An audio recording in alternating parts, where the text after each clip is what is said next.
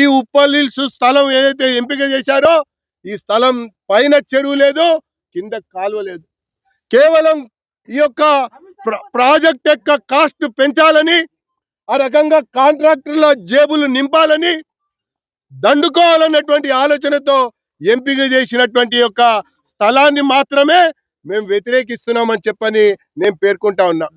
ఈ యొక్క ప్రాజెక్టునే కింద మూసి కాలువకి దగ్గరలో కనుక తీసుకుపోయి కడితే ఈ ప్రాజెక్టు ధర కంటే సగంలోనే ఆ యొక్క ఎస్టీపీ పూర్తి అవుతుందని కూడా నేను సవాల్ విసురుతున్నా అని చెప్పని కూడా నేను పేర్కొంటా ఉన్నా.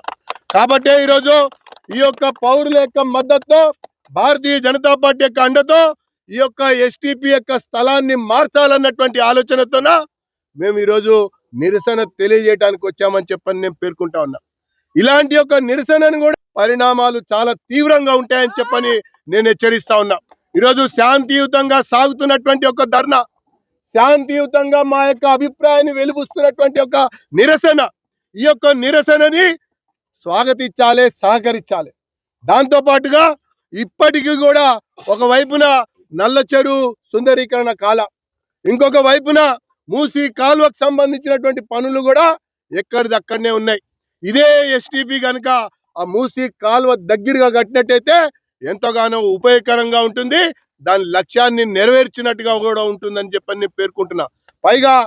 పైగా ఈ యొక్క ప్రాంగణం ఏదైతే ఎంపిక జరిగిందో ఈ ఎంపిక జరిగినటువంటి ప్రాంగణానికి ఉప్పల్ నీళ్లు చుక్కరావు, కుర్మానగర్ నీళ్లు చుక్కరావు, ఈ లక్ష్మీనగర్ ఉప్పల్ హిల్స్ నీళ్లు కూడా చుక్కరావు. వచ్చేటువంటి నీళ్లు ఎక్కడి నుంచో దూరం నుంచి పైపులేసి ఖర్చు పెంచి తీసుకొచ్చి నిల్వయించి శుద్ధి చేస్తామంటే, ప్రజాధనాన్ని దుర్వినియోగం చేస్తామంటే సహించేది లేదు అన్నటువంటి విషయాన్ని హెచ్చరిస్తా ఉన్నాం. ఈ యొక్క అంశాన్ని తప్పకుండా ఈ యొక్క అంశాన్ని ప్రజల దృష్టికి మరింతగా తీసుకురావడమే కాకుండా అధికారుల దృష్టికి కూడా తీసుకెళ్లి ఉన్నతాధికారులతో కూడా మాట్లాడి స్థలం మార్పిడి చేయాలని చెప్పని కోరుతామన్నటువంటి విషయాన్ని తెలియజేసుకుంటూ ఈ యొక్క కార్యక్రమం శాంతియుతంగా సాగుతుంది కాబట్టి అందరూ కూడా సహకరించాలని చెప్పని మరొకసారి విజ్ఞప్తి చేస్తున్నా.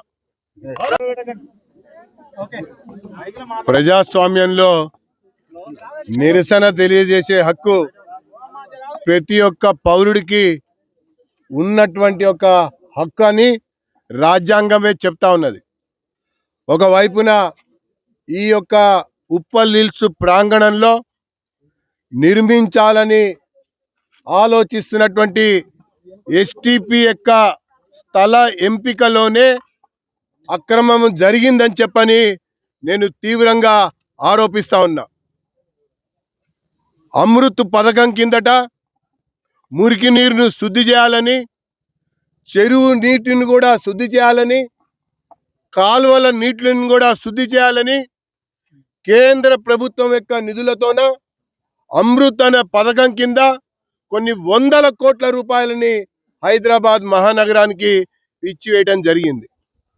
అయితే ఆ యొక్క పథకంలో భాగంగా ఇప్పటికే నల్ల చెరువు కింద ఒక ఎస్టీపీ ఉండంగా, ఆ యొక్క ఎస్టీపీ కెపాసిటీ పెంచడానికి అవకాశం ఉండంగా సంబంధం లేనటువంటి మరొక ఎస్టీపీని ఈ యొక్క కుర్మానగర్ ప్రజల్ని, ఉప్పల్ హిల్స్ ప్రజల్ని, అట్లాగే లక్ష్మీనగర్ ప్రజల్ని వారి యొక్క జీవితాలతో చెలగాటమాడుతున్నట్టుగా ఎస్టీపీని తీసుకొచ్చి ఇక్కడ పెట్టడమే చాలా పెద్ద ఘోరమైనటువంటి సాంకేతిక పరమైనటువంటి తప్పిదం అని చెప్పని నేను పేర్కొంటా ఉన్నా.